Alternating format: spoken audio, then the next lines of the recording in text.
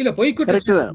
பொய் குற்றச்சாட்டு அல்லது நீதித்துறையை வந்து தவறா பயன்படுத்திக்கிறது அல்லது சொந்த வாழ்க்கைக்கு பயன்படுத்திக்கிறது, சொந்த விருப்பு வெறுப்புகளுக்கு அதுல இருக்கக்கூடிய லூப் ஹோல்களை சட்டத்தை வளைக்கிறதுன்னு ஒண்ணு இருக்குல்ல, அது வந்து எல்லா குற்றச்சாட்டுகள் மேலேயும் இருக்கக்கூடிய ஒரு விஷயம் தான்.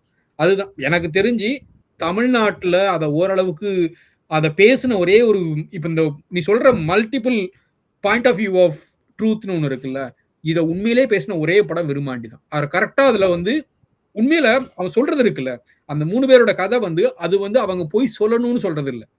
அவ்வளவுதான் அவங்களுக்கு ஞாபகம் இருக்கு. அவங்களோட மெமரியில எப்படி பதிவாகுது அப்படின்னா, கொத்தாலத்தேவனுக்கு தான் நல்லவனாகவும், எதிராளி வந்து கெட்டவனாகவும், தவறுதலா 2 பேரும் சேர்ந்து இந்த 26 கொலைகளை பண்ணிக்கிட்டதாகவும் அவனுக்கு பதிஞ்சிருக்கு. அதைத்தான் அவன் சொல்றான். அதுதான் விஷயம். அதுல இருக்கக்கூடிய ரோஷாமான்லயும் இதே தான் நடந்திருக்கும். அவன் சொல்ற அந்த பாயிண்ட் ஆஃப் வியூ கதைகளாகட்டும், இல்ல இவர் எடுத்த விருமாண்டி அடாப்ஷன் ஆகட்டும், விருமாண்டியில நீ சொல்ற அதே கான்செப்ட் அழகா கொண்டு போய் நீதித்துறை கூட கணக்கு பண்ணிருப்பாரு. இந்த நீதித்துறை எப்படி சாதாரண விஷயங்களை வந்து மாத்துது அப்படிங்கிறது.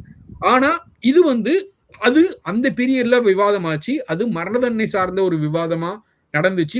விருமாண்டி ரிலீஸ் ஆன பீரியட்ல அதை பேசிட்டு இருந்தாங்க. விருமாண்டி வெளியாகிறதுக்கு முன்னாடி வேற ஒரு பஞ்சாயத்து ஓடிக்கிட்டு இருந்தது. அதுக்கு எந்த பேர் வைக்கலாம், என்ன இது வைக்கலாம்னு ஓடிக்கிட்டு இருந்த பஞ்சாயத்து, அதுக்கப்புறம் மரண தண்டனைக்காக ஓடின ஒரு பஞ்சாயத்து. ஆனா அது எங்க போகுது அப்படின்னா, மரண தண்டனைக்கு கேள்வி கருத்துக்கு மரண தண்டனை கேள்வி கேளுங்க, என்கவுண்டரை கேள்வி கேளுங்க, அதுக்கெல்லாம் சோசியல் பேனிக்கோ இல்ல மாரல் பேனிக்கோ வராது.